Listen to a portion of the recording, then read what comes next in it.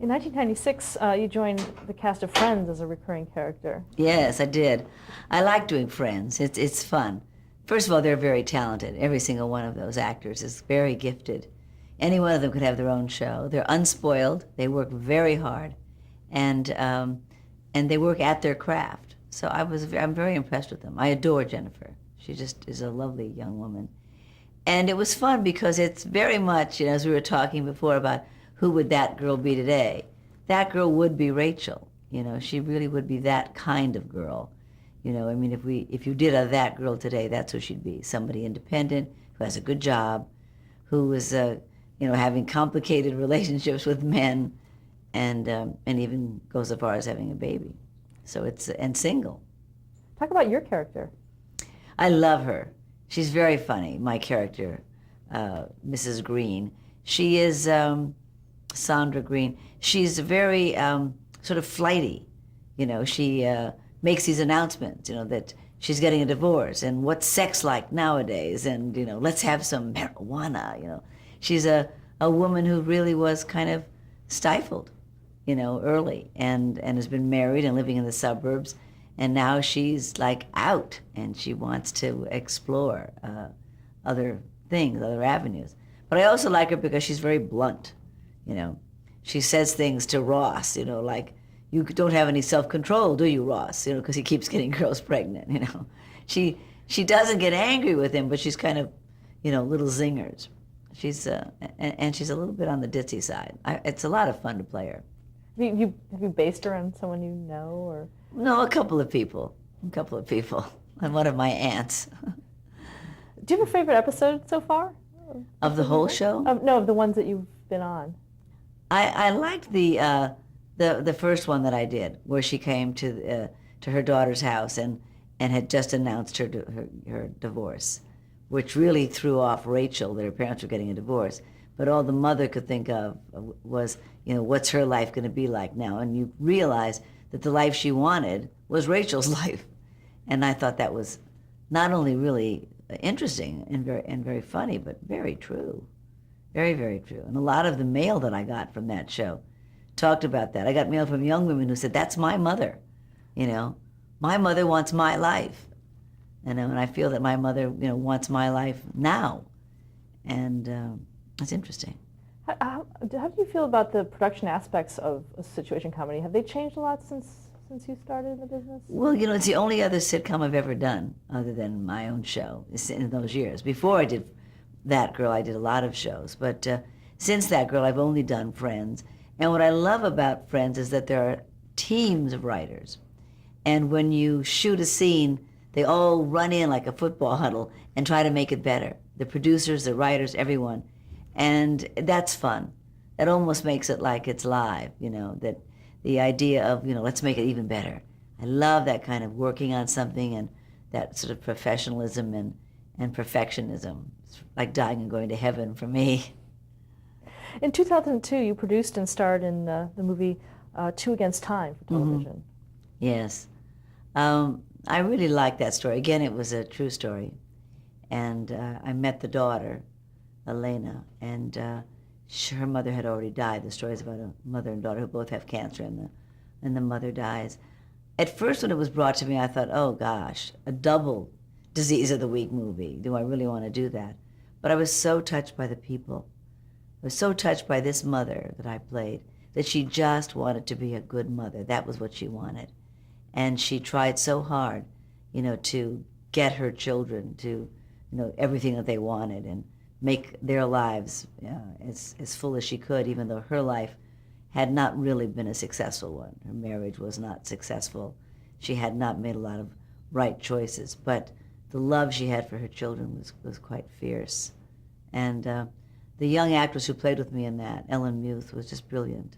She really held up her end. I had never done a movie where the co-star, the equal co-star, was a younger female or a younger anything. Usually my co-star is a man who plays my husband or my boyfriend or something.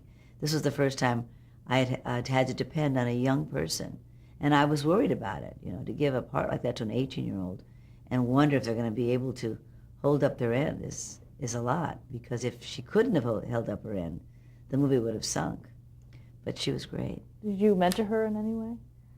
Did I what? Mentor her in any way? Oh, yes, I always mentor young actors. Yes, we're still very friendly. We talk a lot on the phone. And we talked a lot about the technique of acting.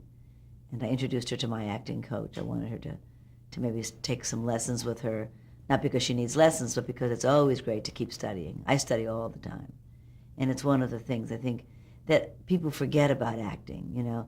They think that a dancer trains forever and singers train forever, but somehow actors just do it. And it's really not true. You continually need to sharpen your technique and work with it and explore, do things that you wouldn't be actually cast for, but stretch yourself in that way. It's important to do that, to get a bigger and bigger reservoir of I don't know what to say, a reservoir of what, water? A reservoir of tools, of references.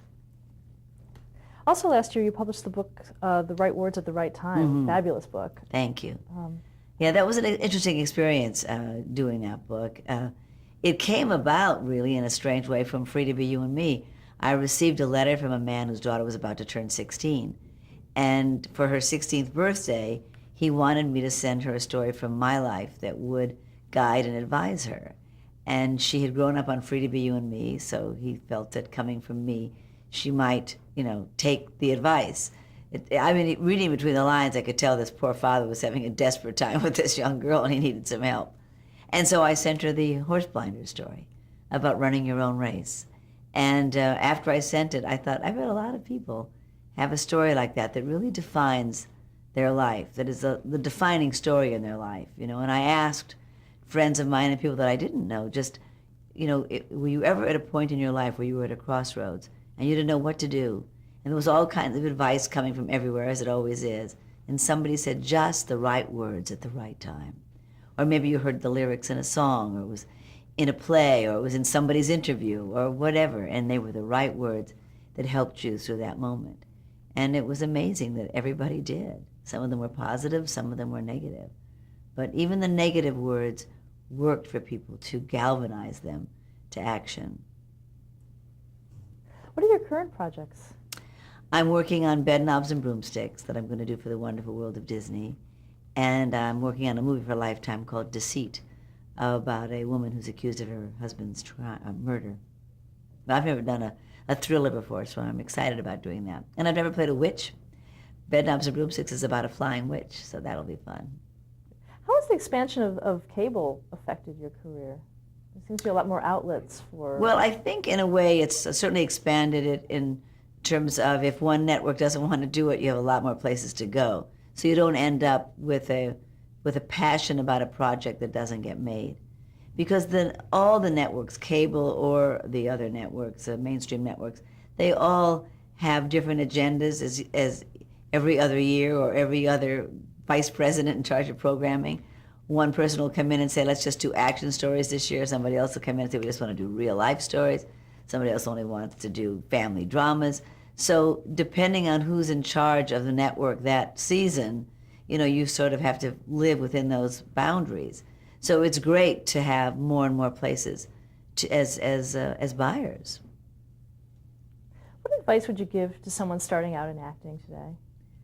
I would say work and work in community theater, and don't go to, you know, the top place first. The most important thing for any actor is to have a lot of experience. And if you get recognized too soon, you get trapped into a success mode, and often your work will suffer. So it's because I think so often your career gets in the way of your work. You know, you're struggling to get the career going, and you'll do all kinds of shortcuts with your work.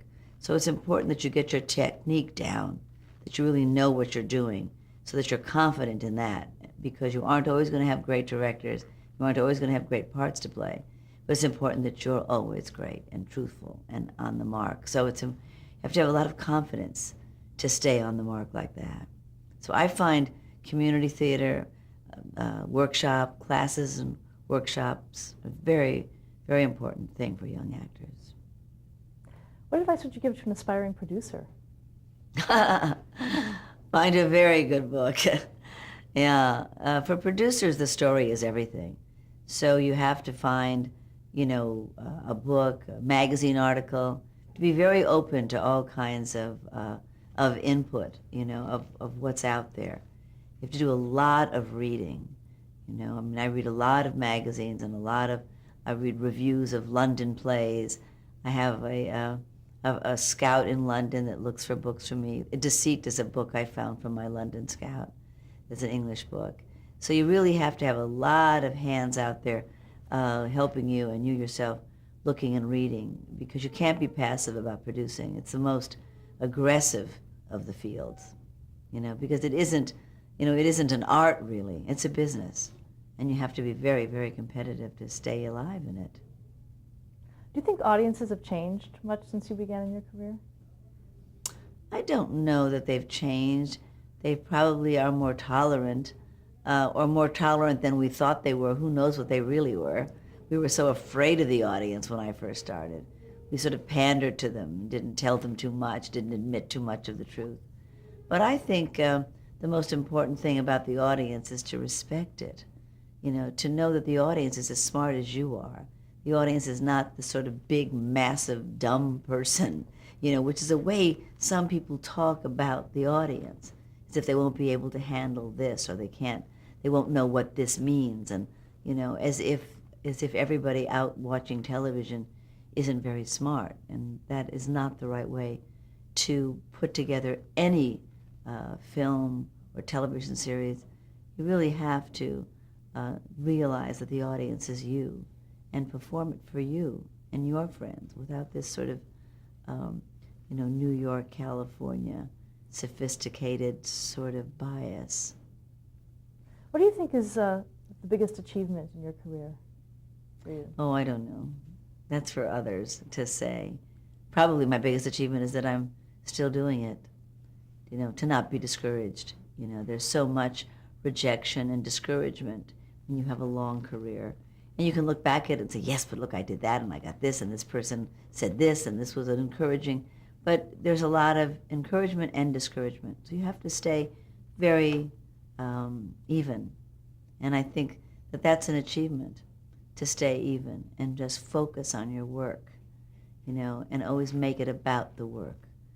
Because if it stays pure, if it's always about the work, then you won't get caught up in all the other millions of foolish reasons for doing parts and doing projects or getting involved with people who don't know how to do good work.